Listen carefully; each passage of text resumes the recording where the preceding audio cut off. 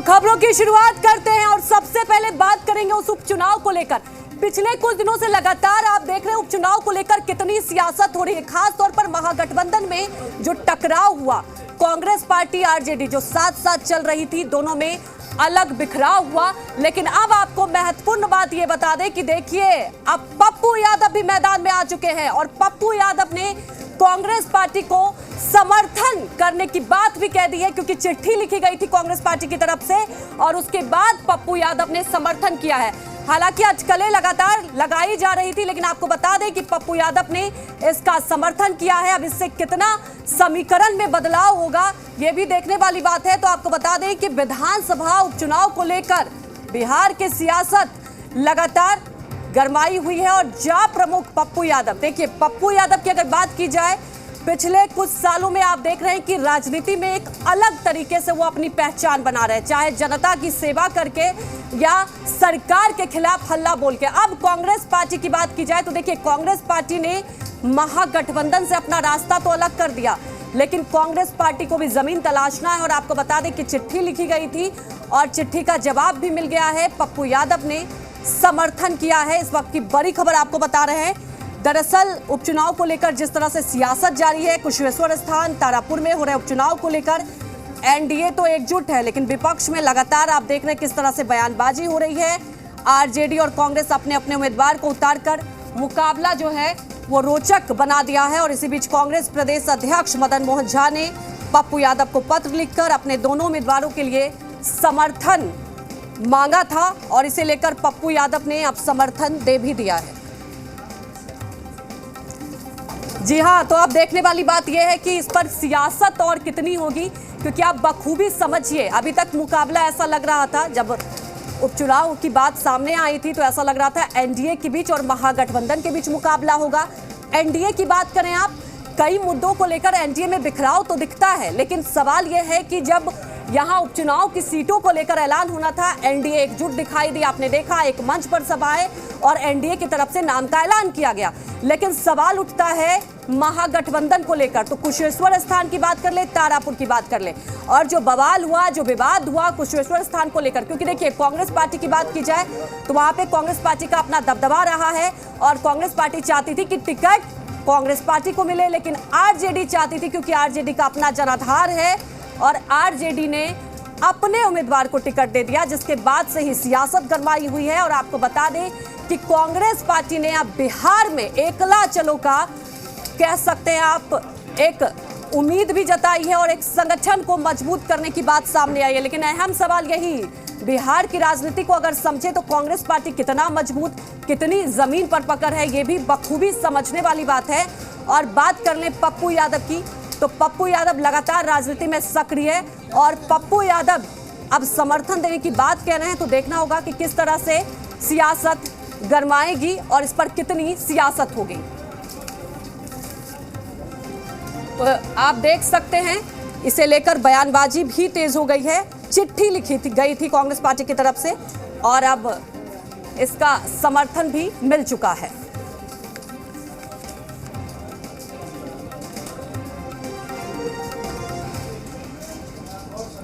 तो अब देखने वाली बात है कि इस पर और कितनी ज्यादा सियासत होगी और इसे भी हम बखूबी समझेंगे और इसके मायने भी समझेंगे। और हमारे संवाददाता भी, हमारे सहयोगी भी हमारे साथ जुड़ चुके हैं, उनसे भी समझने की कोशिश करेंगे कि आखिर अब पप्पू यादव का समर्थन मिल चुका है, क्या लगता है।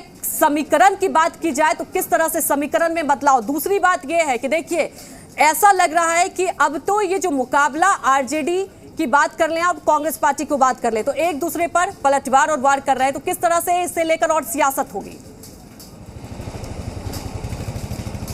देखिए अंजलि, साफ तौर पे है जिस तरह से जो उपचुनाव के दो सीटों पर उपचुनाव होना, जैसे जैसे नज़दीक आ रहे हैं वैसे वैसे एक तरह कहीं तलखी जो है लगातार बढ़ रही है और बड़े बयान आने शुरू हो गए हैं। कांग्रेस के प्रभारी हैं भक्त शरण दास, उनका कहना है कि नहीं, अब हम महागठबंधन में नहीं हैं और इस बीच में पप्पू यादव का समर्थन देना, कांग्रेस को और भक्त शरण दास से मुलाकात करना, तो जाहिर सी बात है कि राज्य में एक नए समीकरण, एक कहें कि नए गठबंधन की ओर जो एक इशारा है वो चीज़ें आगे बढ़ती दिख रही हैं कि पप्पू यादव अपनी पार्टी को शामिल करते हैं कि आगे क्या चीज़ें होती हैं ये देखना होगा।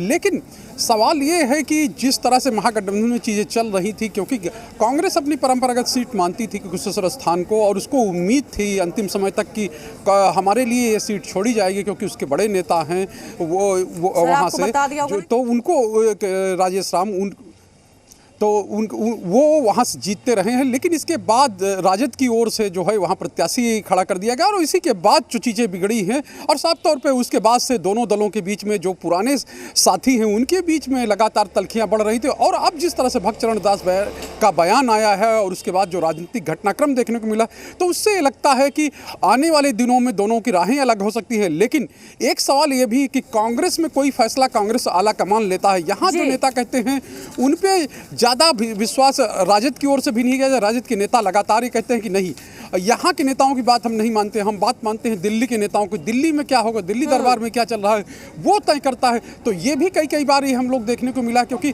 हर चुनाव से पहले है या हर कोई बड़ी चीज़ होती है उससे पहले कांग्रेस के यहाँ के नेता कहते हैं कि हमको अकेले लड़ना है, लेकिन एक ही फरमान आता है कि नहीं, आपको साथ लड़ना है, आपको यहाँ जाना है, आपको ये करना है। तो ये चीज़ें हैं, और इसके बीच में कांग्रेस के नेताओं का बयान कितना महत्वपूर्ण है या कहें कि कितना निर्णायक साबित होता है, ये तो वक्त ही बताएगा। और दूसरी बात यह है कि जिस तरह से राजद मान रही है कि हम अगर सत्ता में आने से चूके हैं तो उसके पीछे कांग्रेस है, क्योंकि उसको 70 सीटें दी गई हैं और 70 सीटें बहुत ज़्यादा थी जिसपे वो ज़्यादा सीटें जीत नहीं पाई। तो ये तमाम वजहें हैं कि दोनों दलों के बीच में तल्खियाँ बढ़ी हैं उसको लेकर। और अब जो आजमाइश जो है चूँकि क्षेत्रों में हो रही है, तमाम बड़े नेता हैं, ये तमाम और नेता हैं जो जाति के हिसाब से जो जिसकी बात कहते हैं कि हम सभी लोगों को साथ लेके चलते हैं, लेकिन जो जितने भी राजनीतिक दल हैं, चाहे जेडीयू हो, बीजेपी हो, कांग्रेस हो और राजद हो, सब ने अपने बड़े नेताओं को इन दोनों कहीं क्षेत्रों में लगा दिया है। और वो अपनी जात के हिसाब से जाकर गाँव में संपर्क कर रहे हैं, लोगों से वोट मांग रहे हैं।